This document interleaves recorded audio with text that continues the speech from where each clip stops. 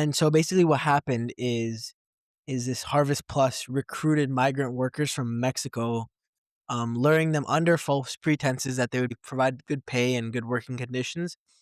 And then once the workers arrived, they found themselves in poor conditions. And the fact that they weren't even working at the farms that were listed on their visa applications, but instead they were working at Aquilini vineyards in Benton City in Washington. Welcome back, everyone, to the podcast. I'm Ishan here with Elias. Give us a little more energy. Absolutely not, bro. You know I'm not giving any energy?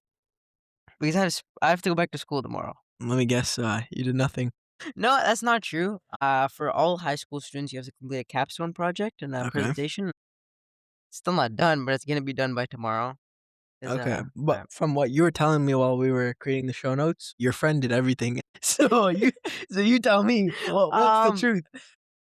Did you do all the work, or no? So is he taking credit for stuff that we had a prior agreement where he would do all of it, and then he would send it to me, and then obviously there's some portions where it's like self-reflection, and I can do that. But then also like he did it at 1 a.m., so it's not like to the best that it needs to be. Okay. So I still need to fix it up a little bit. And the question really is now, are you gonna fix it? I think I need to. It's only gonna take like 30 minutes though. Yeah.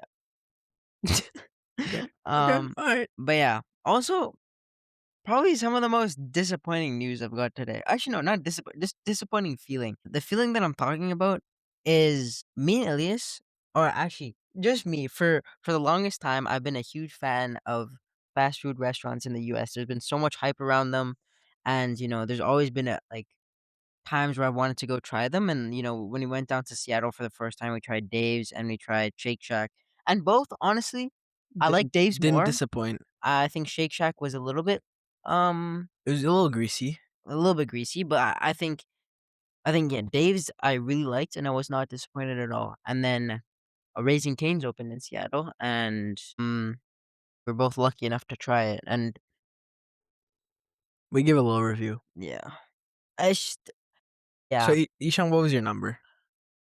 Honestly, on second thought, I think it should be lower, but the reason it's so high is because of the sauce. And a lot of people say that the sauce is like the main thing, and it really is. Mhm. But my rating was 7.3 out of 10. And I just think I think what the two things that brought it over were the sauce. Honestly, I thought it was really good.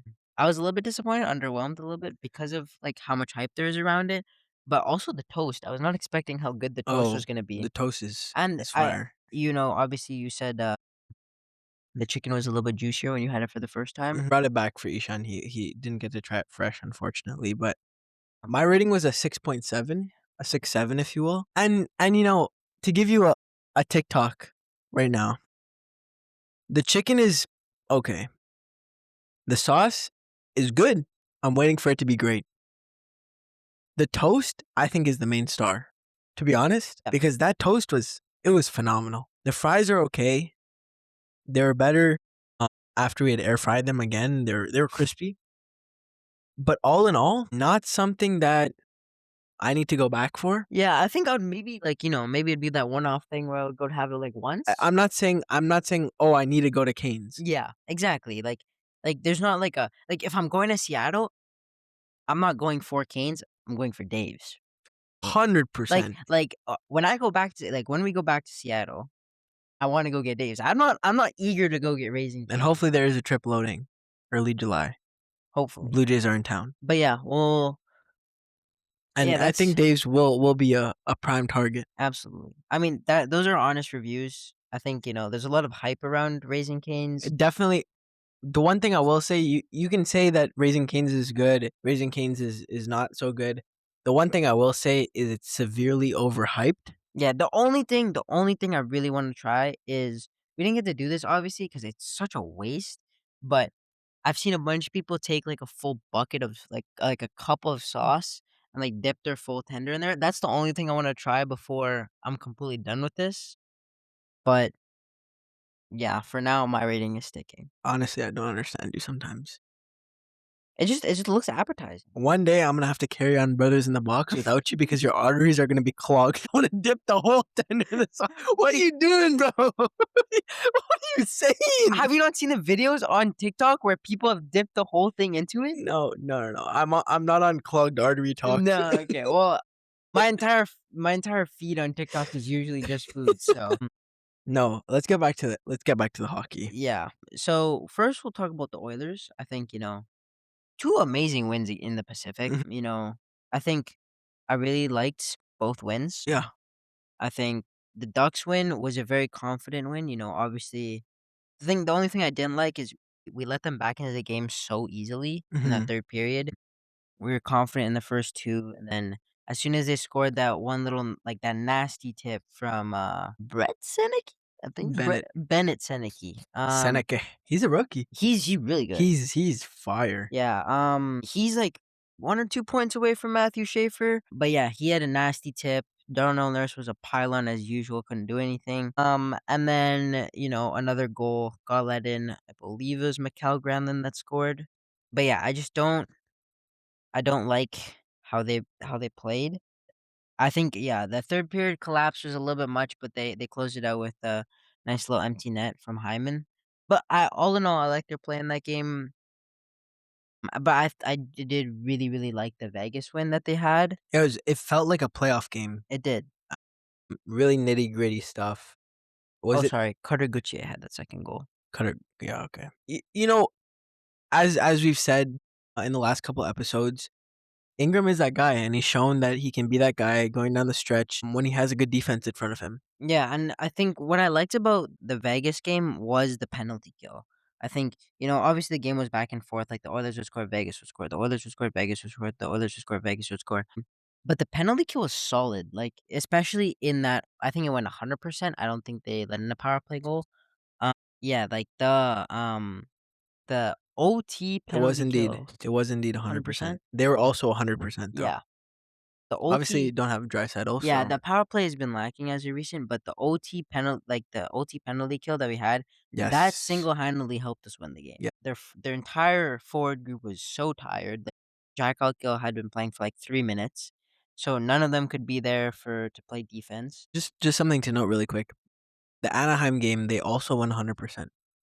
Yeah, so And so those pieces that Stan Bowman added for the penalty kill have been working, and like I feel like moving on to like our honorable mentions as of recent, like Jason Dickinson has found his place in the team as a player that's gonna move the puck, who's also gonna play really really big penalty kill minutes, and so far I've been liking how they're playing.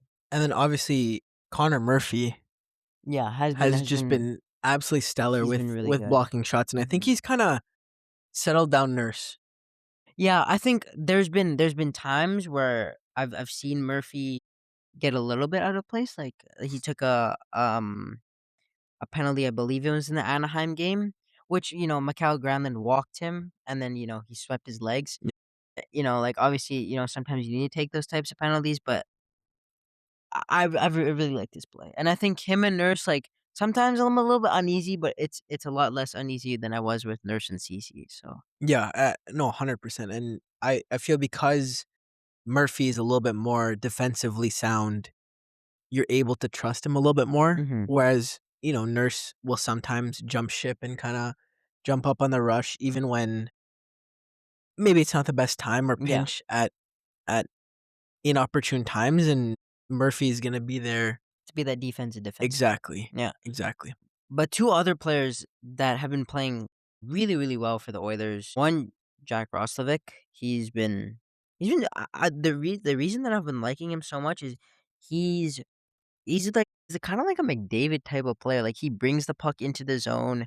He can like create space and find that open man. But honestly, like I've been really, really like how he's playing. Mhm. It's as simple as that. Like he may not be scoring the same amount of points as like some of the other guys, but he's been looking really nice. And then the last player, he's a rookie. He's He's a doing better rookie. than Ilias's rookie because he's my rookie, Matt Savoy. He's been on a tear as of recent. He's been scoring points, scoring goals. But yeah, he's been working really well with McDavid, and I see that as a permanent thing going into the playoffs. I don't see that changing anytime soon. I mean, as of recent, the lines have been looking really good. And I think the only real question is where does Draisaitl fit back into the lines? Yeah. I mean, you look at that top line, and it is McDavid, Savoy, Pods, and then you have Nuge, Hyman, Roslovic. Mm. So obviously a switch up in the lines, but I'm assuming that Pods maybe you keep Nuge with Hyman and Roslovic together, and then you slot. I don't know who you slot up on that right wing with McDavid, but maybe you put Pods and I don't Kapanen with I don't know. Draisaitl. I think you try and keep Pods and Savoy together You know, with McDavid, and then and who then who goes with Draisaitl? Because I think I want to you keep put Nuge on his own line Roslovic and Hyman with Draisaitl, with Draisaitl. or you could put like a Szymanski, Kapanen, Draisaitl, Yeah, I and you mean, move Hyman and Roslovic down to the third line yeah, it would be an interesting see what. because Kapanen's played with Draisaitl in the Yeah, past, I think yeah, and I'm Kapanen, sure that Draisaitl. Szymanski will have the German chemistry Yeah, I with think Draisaitl. And then like you move Dickinson down, and then you put Adam Henrique where he belongs in the press box. yeah, I think what Draisaitl works really well with is having a guy that can hit and a guy that's fast. And I think, like Kapanen and Pods like brought that mentality with him, and I think Szymanski could do the same thing with Pods. He just has to, up his hitting game a little bit. But Exactly. I've liked the lines. I know it's a little bit of a switch up with Hyman not playing with McDavid. Usually that's like a 1-2 punch automatic. And then And maybe you bring up Isaac from the minors to take Max Jones's place. Max Jones has not been bad though. He's He's been been playing good, and he's then been playing Curtis well. Lazar's also been played well in the Anaheim game. But yeah, I'm liking what the Oilers are doing right now. I don't want them to switch it up too much, but Yeah, big down the stretch for the Oilers, 3 points out from the Ducks. With the Ducks have a game in hand, so technically 3.5 points away from the Ducks. Vegas were 3 points clear, same amount of games played. So, yeah, I mean, you said it yourself. They're looking in good position. They need to keep doing what they've been doing, and it starts with, a meaningful win on Tuesday against Seattle at home. yeah, 8 games And to go. Not too much time left. You know what's actually crazy? I don't know if we've talked about this before, but I believe it's the day after or the day of that I finished school that the playoffs start. yeah, It's horrible because I need to study for exams. well, you just got to get up early and you got to grind. Yeah, or I can just watch NHL. Yeah, and then fail your IB exam. Yeah. I don't But know, no, buddy. but yeah, like I'm very excited. I'm very Yeah, excited to see, no, for sure. especially with Draisaitl coming back. I Yeah. think this team is looking more scary than I thought it was gonna be coming in playoffs. I don't want to say it, but I'm getting a little bit more hope, but Hmm. I still don't know what's gonna happen. That's fair. Other Pacific news, big Pacific news. Bruce Cassidy was fired today. And for those of you who don't know who that is the Vegas Golden Knights head coach. He's very well respected around the league. It was an insane move in my point of view, in my Yeah, opinion. I think honestly, like I was not expecting it No, either. far out of left field. John Tortorella was hired as his interim replacement for the 8 remaining games of the regular season and then the playoffs. And then the Knights management will reevaluate where he will sit within the organization, if they're going to keep him for next season, if they're not. The thing with Tortorella for me is that he's a wild card. He You know, is. he was in Philly, didn't really mesh with the younger guys in Philly. Well, they don't have a lot of young guys in Vegas. He's been in Columbus and Vancouver, and he has some interesting approaches as a coach, I will say. He knows how to get guys motivated. He was coaching for the US team at the Olympics and Four Nations. And so he's a well-respected coach, I think.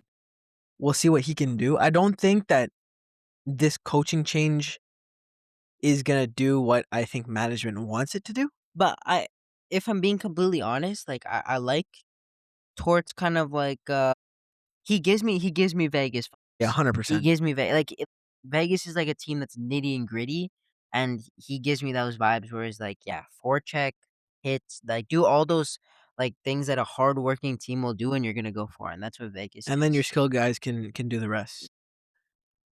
It's still kind of crazy that 74 games in, It is. It is. but I guess we'll see down the stretch. 8 games left. They're in a tight race with the Oilers. I'm thinking, nothing set in stone right now, but an Oilers Vegas first round would be amazing. It would feed families. It would be very good. If we can finish top of the division, that's better. I don't know who would you want to play more? Would you want to play Vegas more, or would you want to play Utah I think. or Nashville possibly? Well, Nashville will cook up against Nashville, especially if Dry's back. Yeah, I mean, Um, Dry did get injured against Nashville, so right now it's Utah or Nashville. I don't think I want to play Utah. yeah, Utah's a little bit of a scary team. They're a little bit of a wild card. Also, the Kings are knocking at the door. Yeah, 4 points back of the wild The card. wild card, yeah. Well, They're any team that gets the last wild card spot is losing. So probably. and like But if we see a sudden fall off from Utah and LA takes that number one spot, we get 5 years in a row somehow, somehow, some way. the hell is gonna make it happen just for continuation. To be honest, if we're looking at it, the Kings have a pretty easy schedule down the stretch. They have St. Louis, then they have Nashville, then Toronto, then Nashville again, then Vancouver, Edmonton, Seattle, Vancouver, and Calgary. So they can definitely beat the two Vancouver teams. Calgary's an easy win. Toronto's an easy win. St. Louis is an easy win, and I think they could split with Nashville. So There's still a lot of they still stuff. have at least 10 points in them Oh, minimum. mhm. So it's a possibility, especially with it being Kopitar's last year. I think that the team will try and get him back in the playoffs and try and give him a chance to win because if you make the playoffs, you have a shot. And the only thing that I wanna talk about before we finish talking about the playoffs, the Panthers, I don't think are gonna make it. They're not making it. The back-to-back champs are not gonna make it this year. No. They're below the Leafs, which I didn't think that was possible. They only have 73 points. They're on a 3-game losing streak. 4-6 in their last 10. 35-35-3. They're not looking good. They're in a rough division, obviously, Does this but does this tell you how important your captain is? Or is it the structure that Maurice has gotten them to play that has tired them out and has caused an inability for them to finish games, or a little bit of both? Or I'll give you one more option. mm, Is it that their goalie and their goaltending in Sergei Bobrovsky is no longer what it used to be, and he can't keeping them in tight games mhm. because he just unfortunately does not have it anymore? For me, I think it's all three. Okay. I think for your first point, I think, Barkov being out, especially like you saw with Team Finland, like with Barkov being out, like that's a key leader in your locker room and on the ice that's going to be doing work. Because like the thing with having a captain is like with someone like Barkov or McDavid or like Roman Yossi, like all those captains that can score goals and can make plays happen while also being a leader are captains that don't come every now and then. Like you Mhm. look at Sidney Crosby, you look at Ovi. But yeah, I think that was one of the main things. And then obviously, going to back Stanley Cup finals, both going to very far games, 7 and 6, is tiring, and it's showing on the Oilers as well. Yeah, for sure. And especially with Maurice, he's a similar coaching style to who is the Canucks' old coach, the bald one? Rick Yeah, Rick Tocchet. Rick Tocchet. I think those coaches are ones that will push you as much as possible. Mm. And I think, it's a tiring game, and obviously they have a forecheck game that they play a lot, which, Yep. tires you out even more. And then, obviously, what was your last point? Bobrovsky. Yeah, Bobrovsky, I think it was stupid that they didn't stick with Spencer Knight and Mhm. forced, like, traded Bobrovsky when they could. But now it's showing, and I think Bobrovsky's always been a goalie that steps up in the playoffs, Yeah. and he's never been a regular season guy. And if he was a couple years ago, but not anymore. But now, like, the reason that the Panthers made the playoffs is because they could outscore their opponents, and they can't do that right now. Yeah, no, I completely agree with that. It, you know, it's un. I really wanted to beat the Panthers, I did. but also a little bit of relief. Just gonna have to, The fact that they're not going to be in the playoffs. just gonna have to beat another Florida team Yeah, a different Florida because team. that team is looking even It scarier. is looking very scary. It is looking very scary for sure. No, some kind of upsetting news, I would No, for say, sure. coming out of Vancouver just last week, earlier this week, was the fact that the Aquilini family has now been involved in an ongoing case in Washington State, which accuses farm labor contractor Harvest Plus of forging guest worker visa applications. And so basically, what happened is this Harvest Plus recruited migrant workers from Mexico, luring them under false pretenses that they would be allowed to, or that they would be provided good pay and good working conditions. And then once the workers arrived, they found themselves in poor conditions. And the fact that they weren't even working at the farms that were listed on their visa applications, but instead they were working at Aquilini Vineyards in Benton City in Washington. So the prosecutors in the case stated that the workers were not paid the agreed upon minimum wage price of $17.41 an hour.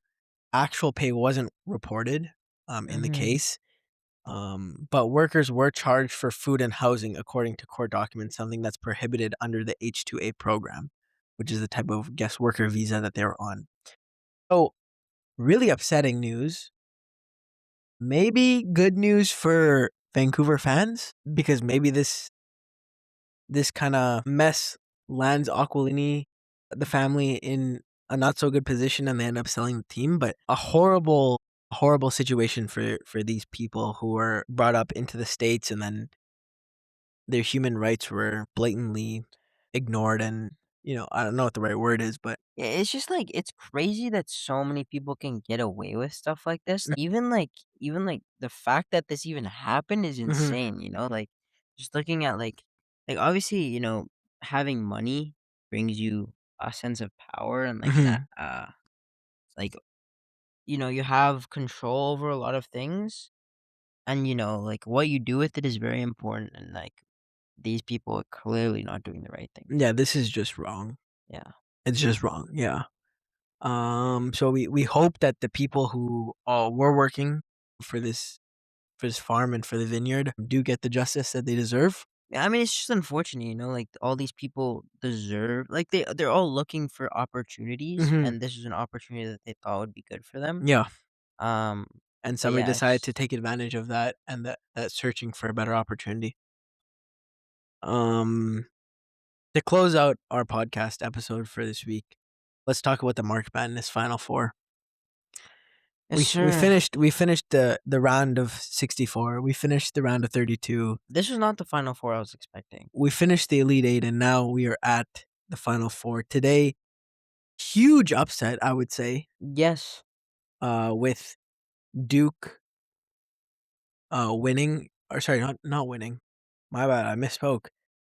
I was just Losing. still on the fact that Duke would have won. Duke lost, Walk off and 3 yeah, and just from Braylon Mullins. absolutely insane, absolutely insane. I think they were losing right towards the end of the game, and they pulled off the unexplicit, the crazy, and were able to. They were down by 19 at the half. That's insane. Just what a collapse! Yeah. What a collapse! Crazy shot he made Yeah. to send them to the final four. The Boozer twins couldn't get it They done. could not get it done. And Duke, did they win last year? Honestly, I don't remember. I remember it being like a filled with like just like the favorites winning all the time. Yeah, it was, right? No, I thought they got ups. Maybe I don't. There's no way Cooper Flag won a. They did not. No, Houston won. Oh no, Florida. Florida won against The Houston. Gators, yes. The Gators, yeah. Yeah, Houston upset Duke. Yes. I remember it was the guy that's on the Rockets right now. I'm pretty sure that hit a 3. Zayat. Who? The white kid. The white shooter. What is his name? I believe it was him, but I don't remember for sure. El Yuzan? Maybe? Crier? Maybe I'm thinking about the Emmanuel season. Sharp? That sounds familiar. Okay, well, Maybe. anyways. I don't know. Anyways, Duke upset again before. They didn't make it as far as the Final Four this year. And they were probably the favorite to win. You know? And then Illinois made it, almost got upset by Iowa the other day. Arizona, I don't know too much about, but then Tennessee lost to Michigan, and we Yeah. have our Final Four. It's kind of weird, the spacing, you know, between the Sweet 16, the Elite Eight, and the Final Four games, Yeah. and then the final Mm-hmm. pushes it into April. I think the person I was thinking about played the year before that, so in 2024. It was Reed Shepherd. He played at Kentucky, but it's on the Rockets now. Yeah. Do you want to give me now that we have the Final Four, who's coming out of it? I think Arizona and Michigan is going to be a good game. I think it's going to be close, but I see Arizona winning, and I also see UConn winning, and then UConn going all the way. I don't. UConn goes all the way. I don't want. Wow. I don't want Illinois to win. Wow. Whoa. You heard it here first. I think for the women's side, Yeah. that UConn's going all the way. Yeah. AZ Fudd, if you're not familiar with her game, get familiar because she's a stud. I watched her last Monday. It was the Sweet 16, I think, or round of 32. Yeah. Dropped 37. Damn, Yeah, and I was like, 37 in March what? I Madness? was like, what? No, she knows how to handle the rock. I think we ride Michigan. Michigan, We ride Michigan. and then who's playing them? Illinois or UConn? I think UConn. Yeah. They'll ride that hot hand of coming out and upsetting Duke.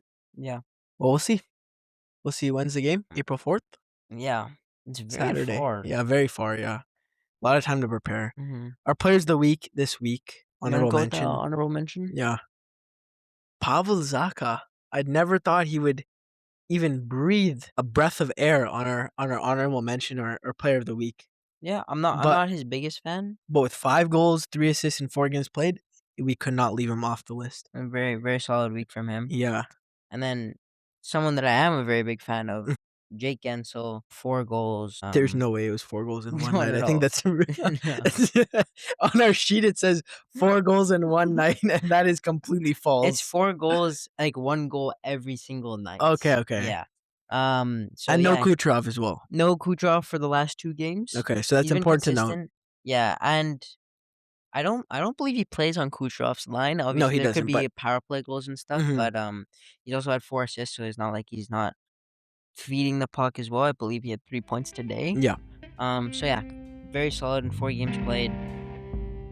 But yeah, I mean, baseball is back. baseball is back. Blue Jays looking good. Blue Jays are looking very good. They play the Rockies tomorrow. Hockey is almost at the final stretch, so enjoy that. And March Madness is just around the corner. We'll have, I guess, at the next episode, the release of the next episode, we'll have your championship preview for March Madness. So we hope you guys have a great week, and we'll catch up with you next week.